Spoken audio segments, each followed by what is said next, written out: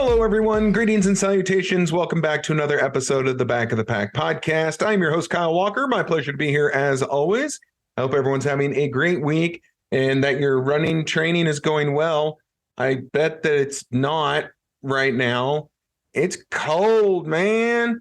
It got really cold. So this weekend, we had the St. Patrick's Day 5K. That was in Leawood, Kansas. Just a fun holiday-themed race. No big deal, right? Yeah. Here we did this race on, March 18th, and it was the coldest race of the year. Now, you guys know me. It didn't take much of an off season. I think the most I've gone in between races was about 3 weekends around the holiday. So I have run in January and February, and we didn't get our coldest running day until March. So temperatures started for this race at about 17 degrees with a very stiff wind out of the north, which made it feel like -2. According to my weather app, it felt like -2 degrees outside for this race. And again, the wind was no fun. The temperature was no fun, but a hardy group of folks showed up for that race. Actually, much higher participation than I had expected. So to everyone who went and ran the race, the St. Patrick's Day 5K in Leawood, Kansas, good job out of you, because I know firsthand just how miserable it was outside. I did okay on my time for the race, better than I had expected, but certainly not within sniffing distance of any kind of personal best. That just wasn't going to happen, as sweat and water was freezing to my face. And at one point in time, I had ice in my beard. You know it's cold when you start forming ice on your face. So that was how our weekend went. How's your weekend going? Warmer, I hope. I hope you're not in this area and that you're somewhere warm and tropical and you're enjoying a wonderful race that's on a nice, pretty day. But if you are nowhere near the Midwest. So that was our race for this weekend. I hope everyone got out and got some miles of some sort. And again, if you weren't racing, then I give you all the credit in the world if you just went out and got miles on your own without doing any kind of race, 5K, 10K, half full, whatever. So we are now a week away from the Liberty Half Marathon. That is coming up. Remember, if you are running the Liberty Half Marathon in Liberty, Missouri, then please come to the expo. You kind of have to get your pack in. But when you come to the expo, we have not one, but 2 tables at the expo. The Back of the Pack podcast will have our table there. I will be manning that table, so come out and say hello to me. Right next to us is going to be the table for the KC Hustle Run. That is going to be manned by race director Will. So he will be more than thrilled to meet you and say hello. And then hovering in between will be producer Katie, making sure that Will and I don't misbehave. And she'll be happy to see you when she's not smacking us around for getting out of line, which will be most of her Friday. So yeah, Friday, March 24th, come up to William Jewell College. We are in the Maybe Center, and say hello, pick up your packet. Again, the Liberty Half Marathon has always had a very wonderful expo. Tons of merch. Boy, if you like merch, they've got good stuff. Really cool t-shirts, but I like their jackets. They've got 3/4 zips or full zip jackets that are really nice. I wear mine from last year all the time. Those are really, really good. So there's the plug for their merchandise stand. But drop by and say hello to us, as we will be there just having a good time, getting people excited for the KC Hustle Run. And the KC Hustle Run, as you know, that race is ours. That is our race. This is brought to you by Back of the Pack podcast and brought to you by OKKC Sports. And this is being race directed by Will, put together by Katie. I'm just the beautiful face that's been associated with this race. And again, if you've ever wondered why we only do audio and don't have a video channel, it's because of the same beautiful face. I have a face for radio. But yes, we are getting so excited. So much is coming together. I think I mentioned it last week, but I'm going to reiterate in case I did not put enough emphasis on it, because I know we had our guest last week. And so, I wanted the time to be theirs. But for the KC Hustle Run, coming up on Sunday, September 17th, 2023, again, our race, where if people did not buy into what we're doing here, they didn't buy into the Back of the Pack podcast, if we were just, sitting here doing nothing, then this race would never have happened. So this race is thanks to all of you who listen, who, meet us at the race, who wear the shirts. This race is all about you guys. You guys made this possible. And now I am so happy to say this race is benefiting St. Jude's Children's Hospital and Research, the national organization that has really taken a huge part in raising funds and getting cancer research done on behalf of kids. If you guys will remember back, and I'm not going to get on the soapbox, I know I got on it once and I absolutely freaked out with the first time that we talked to the wonderful people at Baby J's Legacy of Hope, when we talked to Christina and Erica, that they told me, and I know I had basically an on-air panic attack, that only 4% of the funds raised for cancer research goes to pediatric cancer research. So only 4% to kids with cancer. 4% goes to kids with cancer. This has stuck with me for almost a year now, and it is something that in whatever capacity I have to do it, I am going to do my best to change this. This number must go up. When we started talking about doing this race, when we were told that this spot was going to be available, this place in the Heartland 30K series in the fall, the first thing that producer Katie and I said was, well, we need to go to St. Jude's. Like we need someone who's at the forefront of the fight against pediatric cancer and, children's cancer. And so it was kind of a no-brainer. So they were the first people we reached out to. They are now totally on board. We've met with them. They're going to have a couple episodes between now and the race where we can talk to them and get to know the people that we are raising money for. And I'm thrilled, absolutely thrilled that they have agreed to be our charity partner for this race.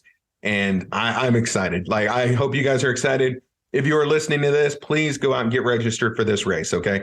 5K and 10K, Sunday, September 17th. We are the middle race, the second race in the Heartland 30K series.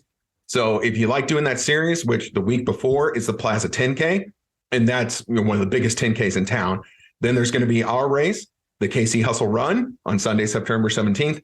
And then the week after that, on Sunday, September 24th, will be the third race in the series. That's where the series finishes up. At present, it's the Great Plains 10K, which takes place, I think, in, where was that? Was it in Grandview or Lee Summit? It's in Missouri. You guys heard Brad a couple weeks ago. That race might get changed, but there will be a third race in that series. We'll just see what it is. Still got a little time. But our race is in the middle. So please, please, please go out there, get signed up for the Heartland. Get signed up for our race, and we can't wait to see everyone out there. So you guys are going to hear me talking about that a lot more between now and then. I want as many people there as possible. And if running is not your thing, I don't know why you're listening to this podcast, but thank you. But if running's not your thing, volunteer. We need volunteers. We're going to need a lot of volunteers. Every race out there needs volunteers. So if you have ever decided you want to get involved in this crazy running world, but pounding the pavement and putting one foot in front of the other just isn't your jam, hey, volunteer. It is needed at every single race that any person has ever scheduled. So that's where we are on that. Last week, we had the people from the Cass County Dental doing the 5K for Health. That's coming up on May 6th. I'm registered. I will be out at that. You got to listen to them that week. It was lovely talking to them. They also sent out an email to their whole email distribution list that had the link and a little love for the Back of the Pack podcast. So they sent that out so more people could hear it. So thank you for helping to spread the word of the podcast, because I was certainly glad to spread your message. And hopefully they have a really good turnout this year for the race. It really is a fun race. The Cass County 5K for Health starts at Southwick Stadium in Belton, Missouri. And it's a beautiful course, goes through a park. It really cracked me up last year because I'm running and I keep seeing these people just kind of walking around with these weird bags. Like, I'm thinking, okay, weird bags. What are these people doing? What is this? Like, oh, maybe they're metal detector people. Maybe they're out, they like scouring, looking for metal detector stuff, finding old collectibles, whatever. No, that's not it. No, what is that thing that they're holding? There's a disc golf course. I mean, I know that's the thing, but I've never seen so many people out, and there were just Frisbees flying everywhere in this disc golf course that we're running through. So it was actually kind of cool. It's like running in a miniature golf course because, of course, you cannot throw a Frisbee as far as you can hit a golf ball. Of course, if for me, you can't get either more than 100 yards, but either which way. So that was fun. So, hey, you know what? Come run the race and then stay and play disc golf. That could be kind of fun, actually. I should give it a try someday. I love playing sports, but I've always been a terrible Frisbee thrower. Every time I throw it, it has that curve to the right. To get it to actually go straight or end up right where I wanted it, that is not my strong suit, not my jam, but it looks like fun anyway. And walking around on a nice day is always fun. So we've got that race coming up on May 6th. And then make sure you always check the calendar at backtothepackpodcast.com. I just was working this week to get it all updated and reflect all the races that we're at, because really between now and summertime, we will be at a race about every weekend. I think the schedule has us at a race every weekend between now and when the oppressive heat sets in this area. So you can find us if you want to come run with us. If you are any kind of race organizer or charity organizer and you know of a race coming up, please reach out if at all possible. I would love to do it and get it covered on the show. You just got to let me know. I see a lot of races, but I don't see all the races as much as I try. So that is all the announcements I have for this week. Again, cold run for us this morning. Trying to make sure I don't miss anything before we move on. Again, the Liberty Half is our next race, the half marathon on Saturday. We will be at the expo on Friday. Come out and say hello. That will be fun. And then let's see, after that, oh, good boy. Okay, well, yeah. Let's go ahead and talk about after that. Yeah, why not? So I'll give you the quick schedule, and then we'll get to the scary stuff. So we've got the Liberty Half coming up, okay? Half marathon, super great. After that, going down to a 10K. I will be at Jaden's Bug Run. Now, I know there's a lot of races on April 1st. There's the Easter Egg Run for Casey Running Company. I think it's the Easter Egg Run, and then there's Jaden's Bug Run. I will be out at Jaden's Bug Run. I've not done that race before. It's in Olathe, Kansas. I'm looking forward to trying a race for the first time because, again, haven't done it. They offered a 10K. Cool. I'll do that. After that, then we go to Rock the Parkway, one of the biggest half marathons in the area. I'm sure I will see everybody out at Rock the Parkway. Then for me, as you guys know, that's when I hop the plane and I am heading out of here, baby. I am off to Boston, Massachusetts for the Boston Marathon that now for me, as I sit here and record this at this very moment, is less than a month away. Oh boy, less than a month until Boston. I mean, I'm sure you can't tell in my voice that I might be just a little nervous about this. And not at all. I'm sure I sound as cool as a cucumber, but I'm not. There's mostly panic in my eyes at this moment. Good thing you can't see me. But we got the Boston Marathon coming up. Now, we tried a big old fundraiser. I'm still raising funds for this. And we had a good day. I think we tried it on the 15th. The 15th of March was a big fundraising day for the Boston Marathon. That's where they encourage everyone to fundraise on their behalf. So we did well, but we're not done yet. I'm still looking for donations to go to the Boston Athletic Association charity. That is who I am running for to run the Boston Marathon. I will say this out loud. Maybe I'm wrong for saying it, but for all the people who are listening and all the people who are local here to Kansas City, to my neck of the woods, I completely understand that running for the Boston Athletic Association, running for that particular charity, which they do great things. They are helping children in the Boston inner city. They're helping them to achieve better health, to learn about better health, like a very worthwhile cause. But I understand why that doesn't really speak to us, why it's not speaking to us here. We've got kids here that need the exact same thing. So I understand. So as much as I'm asking you to donate for them and to them, this is really for me. And I'm just calling a spade a spade. I'm just saying what this is. I realize that at this point you are donating so that Kyle can run Boston. And so everyone who has donated, I thank you so much. Anyone who thinks they still might donate, I thank you so much. I understand the mild disconnect. I understand it. I appreciate it. I acknowledge it. But still, whatever you want to call it, let's get this done so I can go do Boston. I am so tired of asking for money. I swear to Aisha, I will never do a charity bib again because asking people for money is about the worst thing I've ever had to do. So almost done with the fundraising. We're getting so close. If you can help, great. If you have helped, thank you so much. If you can't, totally get it. Understand. No problem. But that will be on April 17th. And so please, on April 17th, on Patriots Day, send up your well wishes and your prayers and your good juju, whatever you might have. Send it in the direction of Boston to get me through that course. And I would be most appreciative. So that's where we're at. All right. So what is today? Today for me, as I record, well, we're on the weekend of St. Patrick's Day. St. Patrick's Day was the 17th, 18th, 19th, this weekend. So some of you who might get to this show a little late in the week, by the time you listen to this, it could be officially spring. The first day of spring is coming up.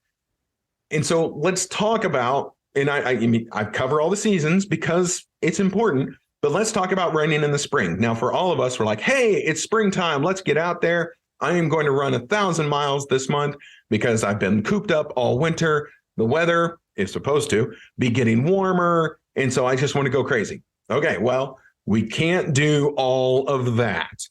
Let's talk about running in the spring, maybe kind of running a little responsibly in the spring. And again, I know that 99% of this, you guys are going to sit there and you're going to talk to your device that you're listening to this podcast on, and you're going to be like, no duh, Kyle, really? Gee, I didn't know this. Oh, you're such a wonderful representative of the running world. No, look, I get it. You guys know this stuff. All right. I know you're going to be sitting there like, whatever, Kyle. I get it. But let's go over it anyway, because sometimes we forget things. Tell me you haven't shown up to the start line of a race and you forgot to do something. You forgot to bring something. You forgot to prepare in some way that you like to prepare. We all do it. We're not going to pretend like we don't.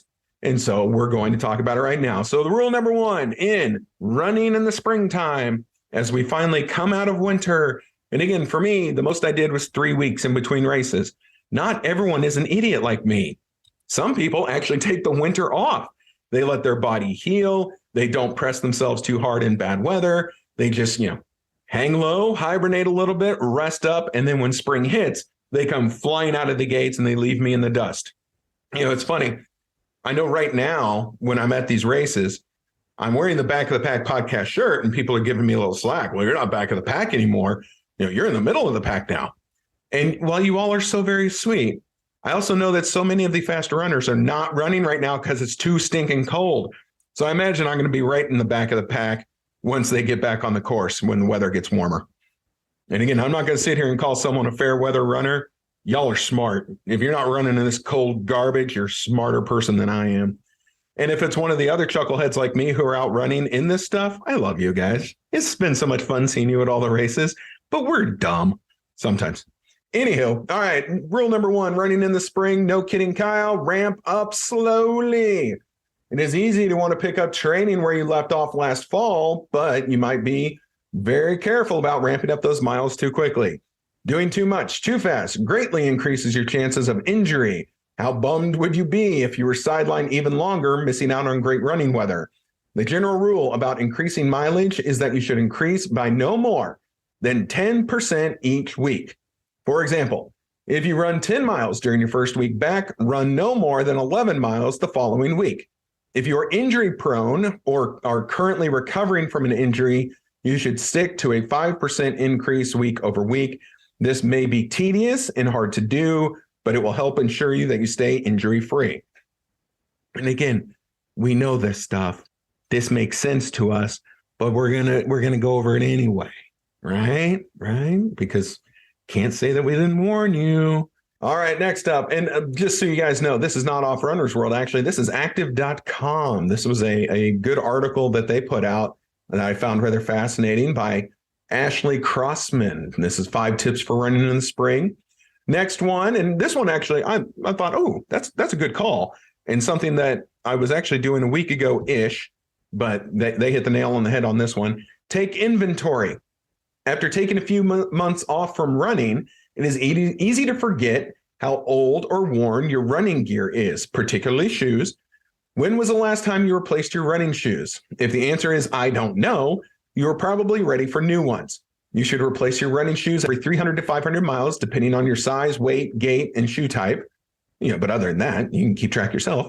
Keeping a running log is great, not only for tracking your progress and runs, but also for keeping track of shoe mileage. In your running log, make a note of the date you started wearing a new pair of shoes, then keep track of your weekly running mileage. You'll then be able to easily calculate when you've run 300 to 500 miles in those shoes. Going along the lines of take inventory, again, not in the article, this is just me adding my 2 cents, even though it's not even worth that much. Check out the other things. So like if you wear for the longer races, especially if you use Glide, okay, anything anti-chafing, that stuff can go bad. That stuff can dry up. If the lid wasn't put on right after you did the KC Marathon in October and you take the lid off for Rock the Parkway in April, stuff might not be as good anymore. Take stock of everything. Make sure that you've got a fresh set of Glide. Make sure that your socks don't have holes in them. Make sure that your running belt is adjusted to the right size and you're not, choking yourself off at the waist. All that good stuff. Just check your gear. Make sure you get a training run in anything before you get to a major start line. They always say never wear anything new the first time at a race. Well, also don't wear anything that you haven't, double checked is still working for you before you get to a big race. Next one, set a goal. Whether you've been running for years or are brand new to running, setting goals can be very beneficial. Working toward a goal allows you to feel like you are accomplishing something and gives you a purpose for getting those miles. Whatever your goal is, it should be challenging yet achievable. If you are brand new to running, maybe your goal is to finish a 5K or to be able to run for 20 minutes without stopping.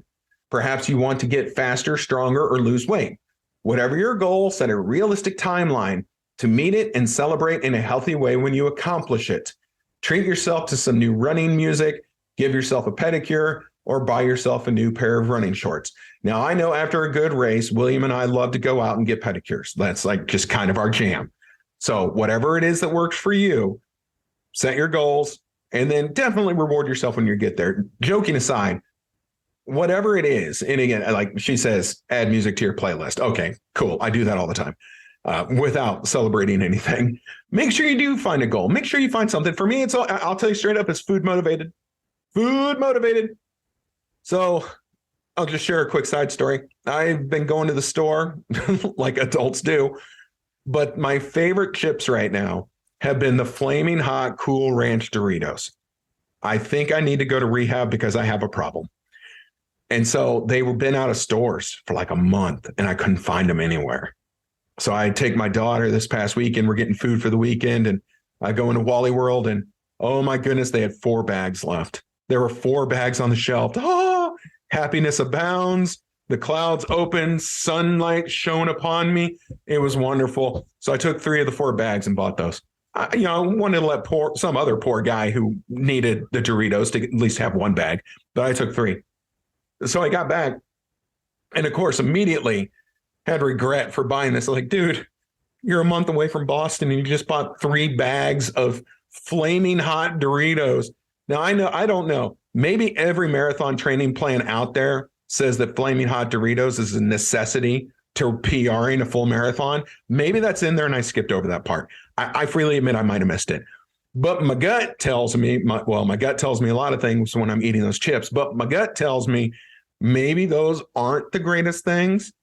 And so my dearest wifey poo, she comes up with the idea, well, why don't we hide the bags until after the marathon? And then you can reward yourself. Okay, look, I hate it when you make sense. Stop it. You just stop it now.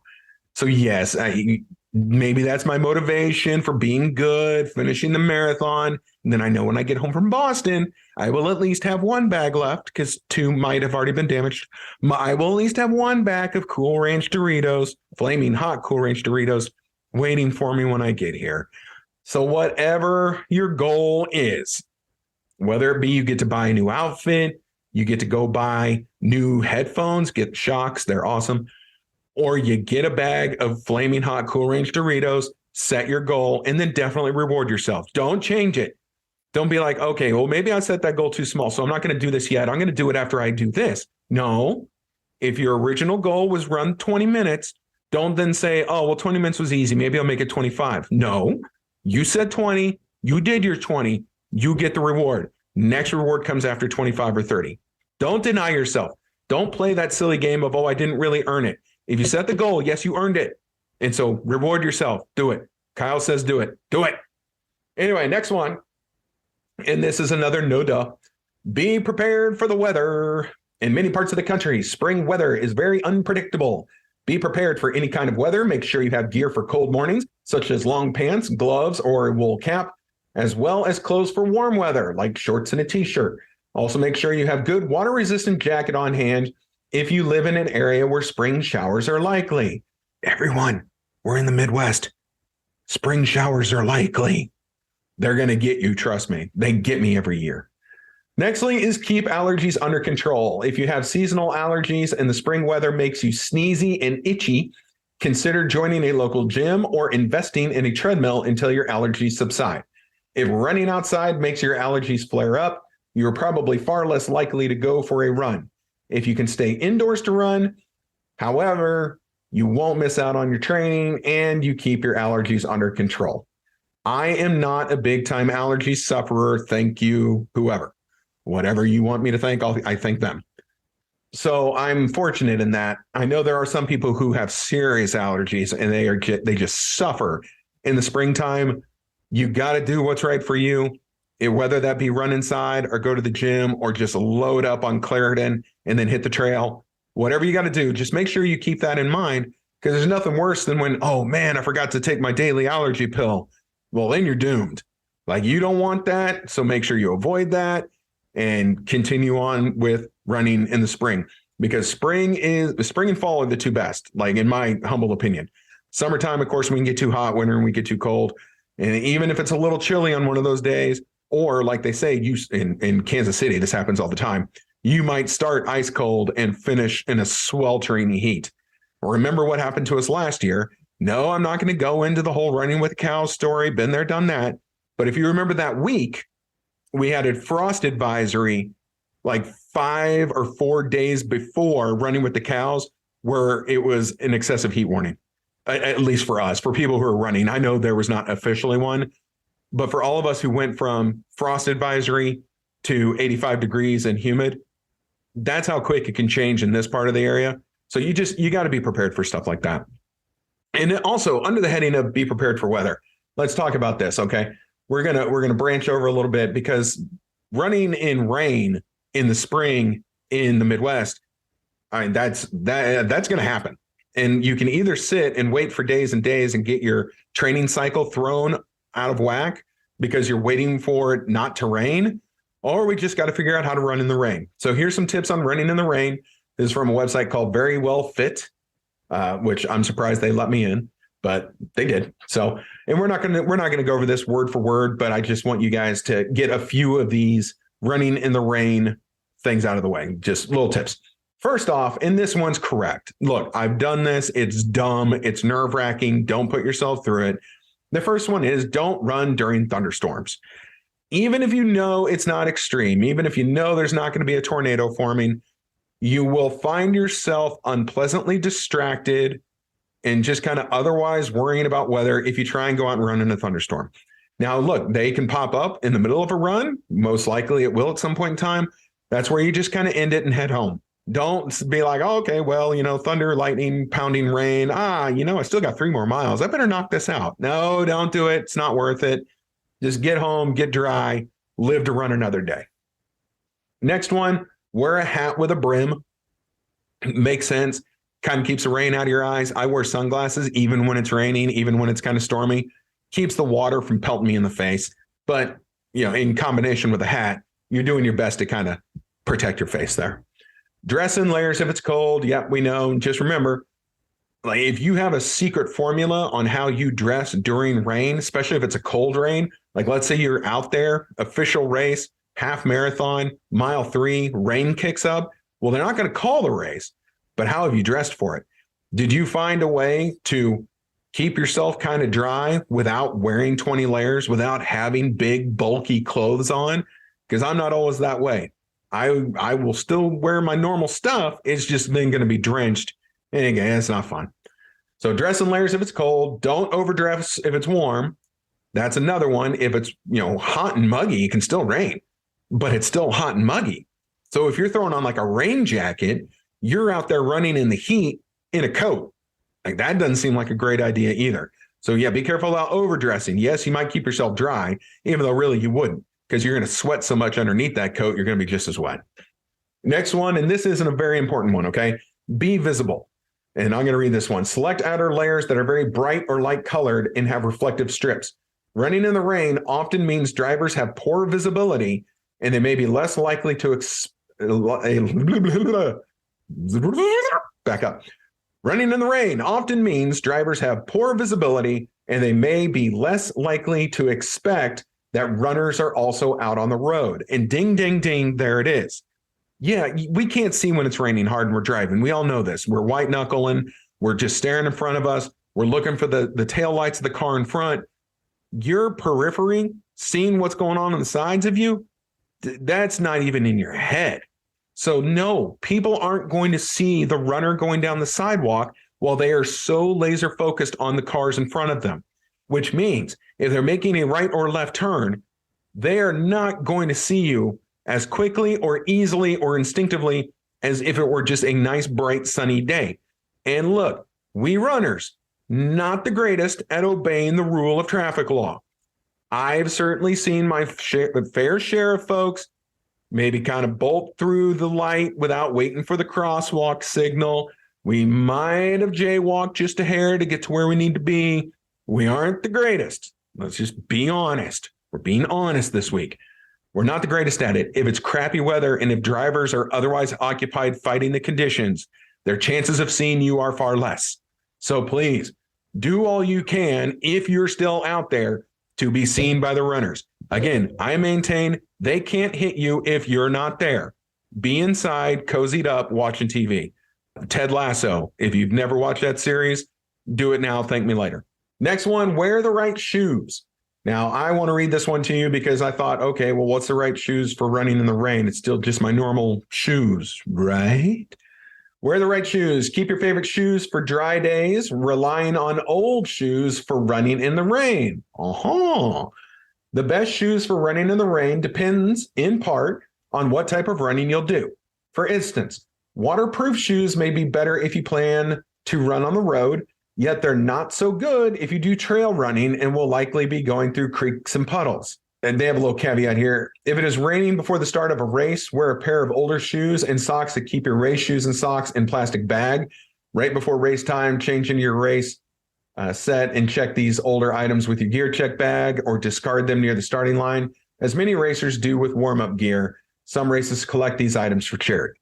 Okay, so if you really want to take it serious, you can take two shoes, take two pairs of socks, and switch out as necessary.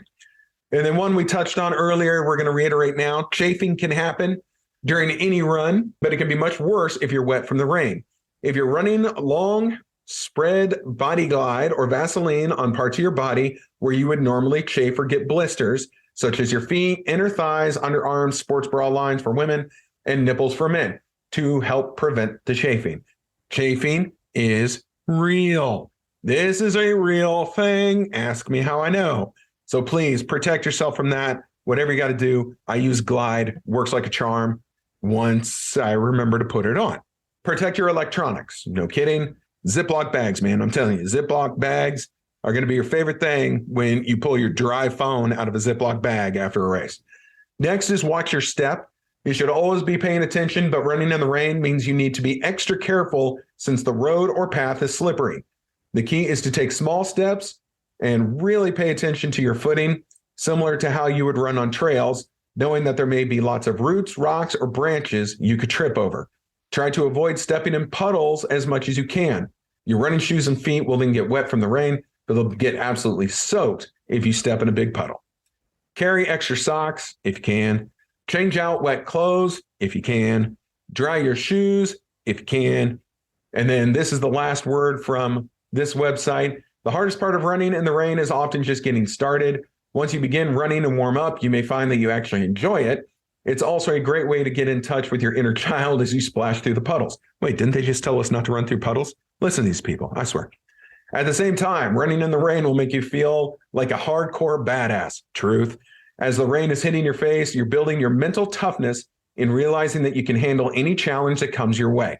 So again, I like that. I like that part. Yes, if you go out and it's raining, let's say it's a solid rain. Again, we're not going to run in thunderstorms. We're not going to run in extreme weather. But if you go out there in a hard rain and you still get your miles in, you get back, you get showered off, you get in dry clothes, you're going to feel good. You really do. There's a really big mental hooray, mental accomplishment that you'll feel after you run in the rain and after you get through, a difficult run. I mean, they're not easy. Now, during the dead of summer, they're lovely. but it's still hot outside. And the rain cools you off a little bit. You're still hot. But it is really a really good mental toughness, great thing to build on. So there's your rules for running in the rain. We're going to have to do it. There's no way to avoid it unless you just pack it in every time the rain starts falling. And at least in this part of the country, you can't do that because there's going to be races that we run this year in the rain. There's going to be races, half marathons, where it's going to rain the whole time. And you either, don't get out of bed and come to the race, or you just run in the rain. And as we've said before, a did not finish is better than a did not start. So let's get there, get to the starting line, get to the finish line, celebrate afterwards, whether it's raining or not. So there we go. There it is. I hope that's helpful in some manner, some way, shape, or form. We're going to be back next week. We're going to talk about and wrap up Liberty Half Marathon. Woo-hoo. They also have the 5K, but Liberty Half and the 5K in Liberty, Missouri. And then we will continue on in our very busy spring season, but enjoy every minute of it. Enjoy every training run, because before we know it, sweltering summer will be here. And then we really don't want to go outside. And that's when there's not as many races, which is very sad. So thank you, everyone, for listening. I hope to see you guys all at the Liberty Half Expo on Friday, March 24th. Again, come to the Back of the Pack podcast table. I can't wait to talk to you and say hello. And we'll be running next weekend. So have a great week of training, and we'll be back. This has been this week's episode of the Back of the Pack podcast. I'm your host, Kyle Walker. My pleasure, as always. This show is produced by Katie O'Neill and brought to you by OKKC Sports. Everyone, be good this week. We'll see you on Friday at the Expo.